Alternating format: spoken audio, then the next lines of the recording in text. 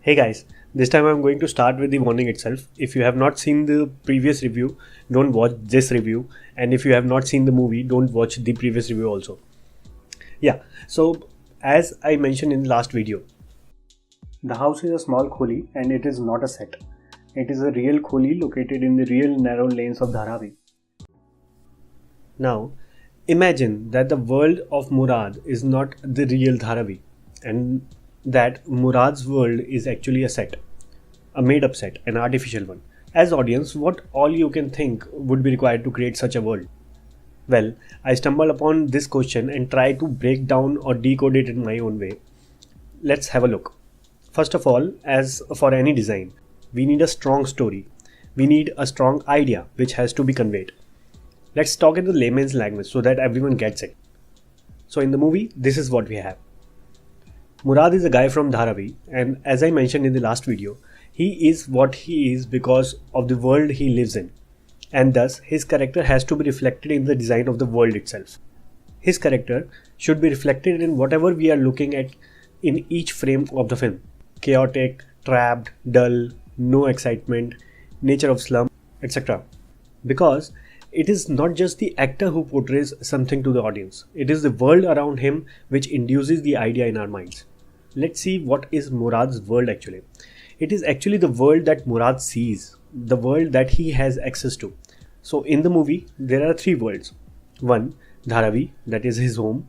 Second is the rap battles, the area where the rap scene is going on.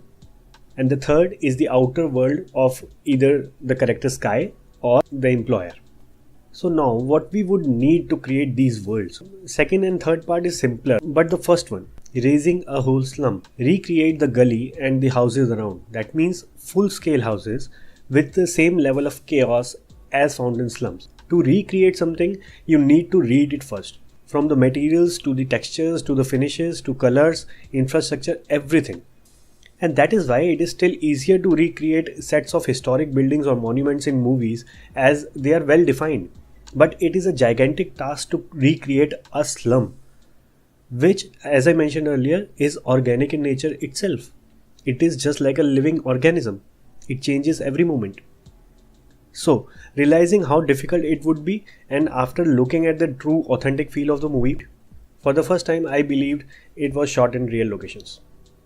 But to my surprise, a couple of days back I received this text by none other than Suzanne Merwanji, the production designer for the film, mentioning that Murad's world is actually a set. Quote unquote, in your review on the architecture of Gully Boy, you have mentioned incorrectly that the scenes shot in Dharavi were shot on real locations, and this is incorrect. Murad's gullies and whole Gully Boy song were shot on a large built set in an empty parking lot in Dharavi itself. And my first reaction was, how is that even possible? I was excited and surprised at the same time, so much so that I couldn't resist and watched the film for the third time. This time, deliberately looking for the differences in the scenes shot on the real locations and the ones on set. And frankly, ma'am,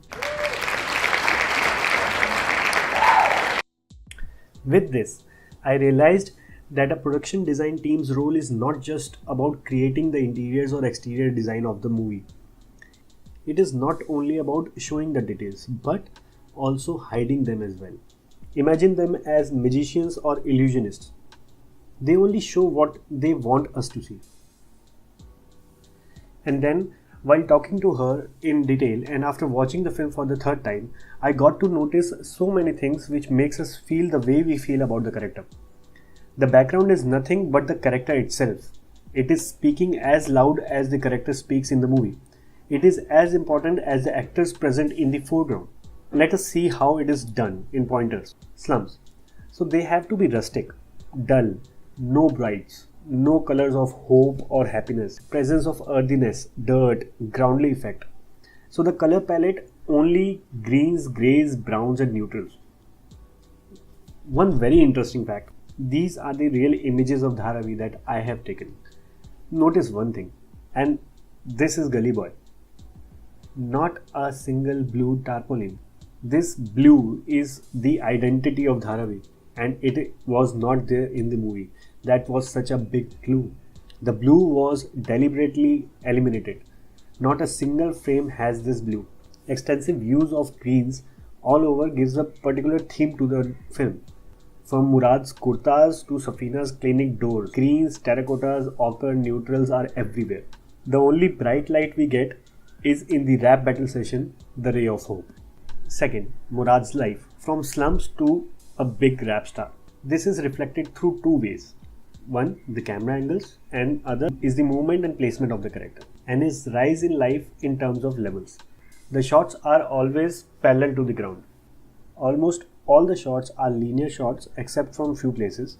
One, a top shot showing Murad climbing staircase when he goes for the rap battle for the first time. That is again showing the rise of the character. And the other which I like the most is in the song Duri, where he is questioning the system or the audience and he is looking down at us. The hierarchy is clear. Rest, the bus scenes, the character movements, all are simple linear pan shots. As the character grows and there is confidence, Murad climbs up the scaffolding outside Safina's place. Shots in which he is opening doors, one when he enters into the studio, it's from inside, and one when he enters the finale, it's from outside. Such minor details. These things actually induce the feel without saying a word. There is no shot showing the sky, the real one, except for the first time when he shifts to the new home, which is higher in level as well.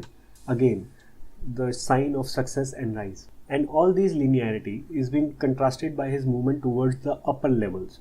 He finds his liberation when he moves out of his cramped environment. Moin's garage, where he goes for help, Sher's terrace, even the placement of characters in these two scenes. There is a reason why they call him Chote. And as far as practice sessions on terrace are concerned, remember what architect Charles Correa has mentioned. Then comes the trapped nature, using the bars or jalis extensively. He looks at the gully from his jali window, looks at his mother through a jali. At many places the camera has been placed behind the bars to show the character trapped, and when it is not, again back to my favorite scene, when Murad is sitting in the parking lot, his face is shown in the rear view mirror with lights reflecting, forming a hypothetical jali. The poem Ek Hi Raaste Pe Sab Chalte Hain, shot in local train where everyone is placed behind the jalis, and the color grey blue again. They deliberately didn't use the new train coaches. Then the other part of the nature, Murad's dad has this inferiority complex and feels small every time. Also teaching his kids to be like that only, and thus he has the habit of getting inside the room, a smaller space, and shutting the world off.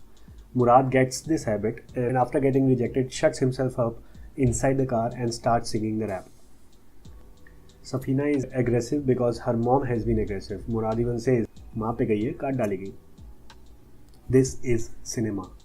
This is how concepts and ideas are converted into realities. Realities in a way so that we feel that this is true. And it takes an amazing team to execute it so well. I would like to share what Suzanne posted on her company's profile page. The video gives the glimpse of the hard work that goes behind making such things possible. And it would be unfair not to mention the names of people involved in it. At the last, thank you Suzanne ma'am for watching the review and responding. This is why I came up with the idea of doing architectural review of movies, because I felt everyone should understand how important is the background, and I hope I am doing justice with it. So the next time you watch a movie and find it interesting, do check out the team who has done the production design, because they are the ones who are making it possible. They are the ones who are making the real look real. Once again, thank you ma'am for taking out time and responding. And all you guys, if you like the video, if you like the reviews, do let me know which movie you want me to review. And if you haven't subscribed the channel, do subscribe. Thank you for your support.